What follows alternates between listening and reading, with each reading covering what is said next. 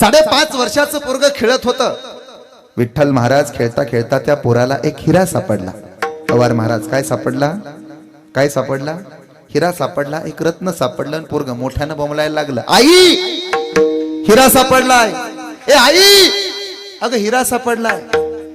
आईच्या लक्षात आलं, पोरग जर मोठ्यानं बोंबललं तर पोराच्या हातातनं हिरा घेतला, 7व्या माळ्याची खिडकी उघडली आणि 7व्या मजल्यावरनं हिरा खाली फेकून दिला. 5:30 वाजता कामावरनं सुट्टी झाली आणि बाई तिथं गेली. त्या बाईने हिरा उचलला आणि ती बाई सोनाराच्या दुकानात गेली. सोनार दादाला म्हणाली, सोनार दादा बोल ना, या हिऱ्याची किंमत काय? बोल ना, या हिऱ्याची किंमत काय? सोनाराची नियत बिघडली आणि दत्ता दादा सोनाराच्या मनात आलं, ह्या बाईला आणि एवढे पैसे आणि काय करायचे, एवढ्या पैशाचं काय करन ती? सोनाराची नियत बिघडली, भ्रष्टाचार सुरू झाला. सोनार म्हणाला, बाई अगं हिरा नाही ग, ही काच आहे, काच. सोनारानं दुसऱ्या माळ्यावरनं खिडकी उघडली आणि हिरा बाहेर फेकून दिला. ती बाई निघून गेली गुरुजी. आणि परत सोनार त्या हिऱ्याजवळ गेला. सोनारानं हिरा उचलला. मी का सांगतो माहिती आहे ना, आपली माणसं मोठी करा.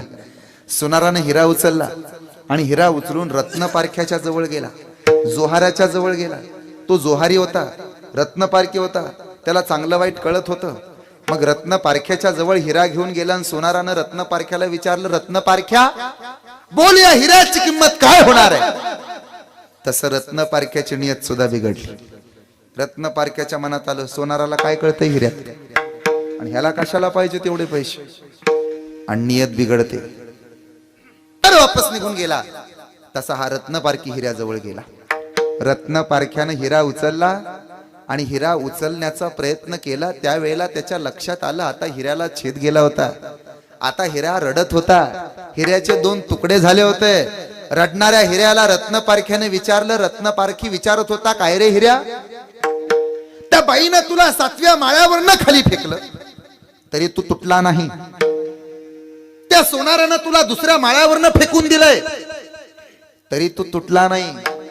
पण काय रे हिऱ्या, अरे इथल्या इथं मी तुला फेकलं, इथल्या इथं ह्या गावात इथं असून घरातनं माझ्या इथल्या खोलीतनं इथल्या इथं फेकलं तरी तुला रडायला का आलं सांग ना.